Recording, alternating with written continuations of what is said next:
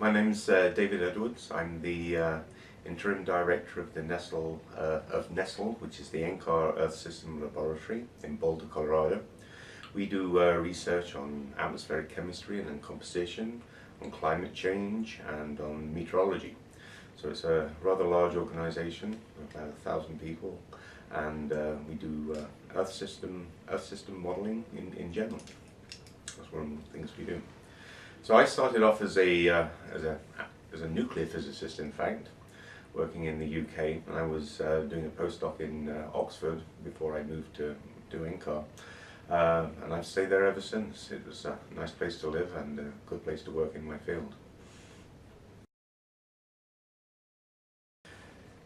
So the MACC III scientific assembly I was very much looking forward to this, to get an overview of the different science updates and what has been achieved throughout the recent months under MACC II, and also this is the time that we're moving into the operations mode under Copernicus.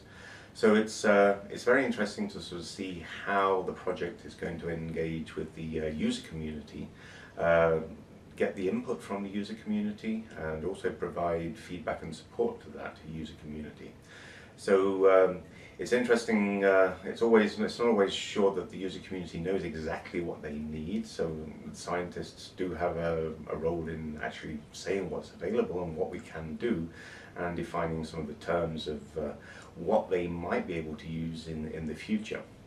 At the same time, we need to be very responsive to their needs, and this is certainly a different task to just doing the science. So this is a very important transition. At the same time, it's I think it's very important under Copernicus, as we do move into operations, to remember that there's still a lot of really interesting science that can be done and new developments that can be made. So it's interesting to sort of see how we can still maintain the inflow of new cutting-edge improvements into the system as it develops. I think the great achievement of the MACC project in general, and even going back as far as the GEMS project, is to provide this overarching framework for atmospheric composition research within the European community. It's provided an umbrella activity which has really brought together observationalists and modelers in a way that we often talk about but don't actually manage to achieve. So it's had this the effect of creating this integrated framework of modeling, observations, and really defining what needs to happen on both of those sides in order to move things forwards into operations. It's been very useful in many respects, I think, to give scientists in the atmospheric composition field a unified voice, which has given them some influence in defining new directions, especially in observational systems. I'm thinking about new satellites, the Sentinel systems, and things like this. And so I certainly applaud the effort in general to have the strategic vision to mount something this large and this big going forward. One thing the MACC project has really done as well is to provide a blueprint for how this integrated system could be achieved in other countries, in developing countries, and also how it's showing a way forward at how this system could be applied not only to the European domain, but in other regions as well. And I'm thinking of the Panda project and things like this in developing countries, or in countries where there's a lot of industrialization, like China, where they're going to have a lot of, well, they're already experiencing a lot of challenges with respect to air quality concerns and things like this. So it's certainly an internationally applicable framework that's being developed here, and in that sense it's globally very useful. I think we're in a position to show what has been achieved for Europe in terms of bringing together available observations and modelling, and show what we can do in terms of predicting air quality, and also tying this into NWP and the wider prediction schemes. Whether whether it's the role of the Europeans or the Americans or anybody else going to developing countries and impose these systems on them, we certainly have the capability of collaborating with scientists on the ground in some of these developing countries to help them mount their own systems, or if it's not worth reinventing the wheel, there are options in many cases for adopting some of the framework that we're being developed here, and perhaps using it and making it available to other countries as well. I think in terms of the future for atmospheric composition research, we still have very many fundamental questions that we still have to understand, and these refer to composition with respect to reactive gases, greenhouse gases, formation of aerosols, understanding the oxidizing capacity of the atmosphere, and also understanding how pollutants and different components of the composition get moved around, both in the vertical through convection schemes and advection and long-range transport.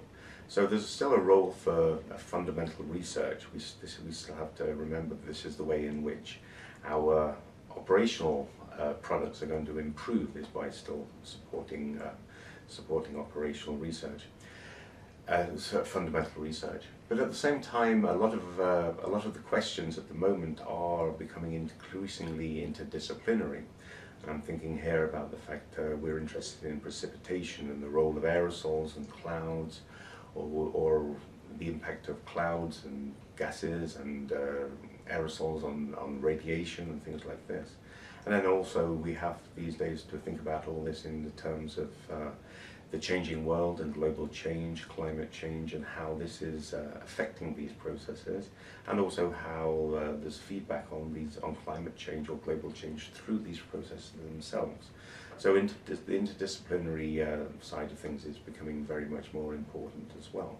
So it's important that scientists across centres are talking to each other. Addressing many of the new the questions and that we still have in front of us is really going to require new observations. This is the thing that drives the improvement in the models, and also improved process modelling itself as a result of those observations.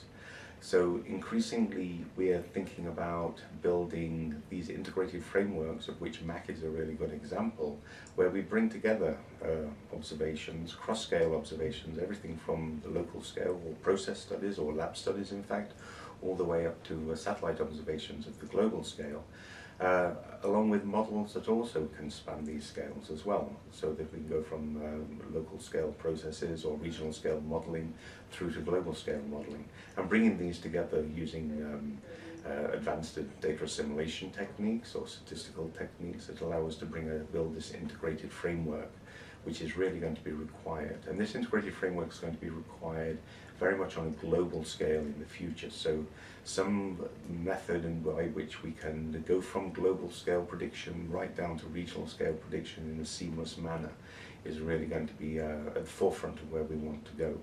And there are many different activities across the world that are trying to achieve this at the moment.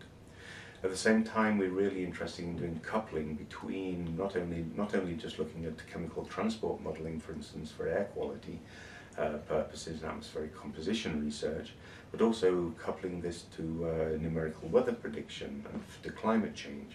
So we're looking to the future of having these coupled models where we, instead of talking about weather forecasting, we're really going to be talking about Earth system prediction.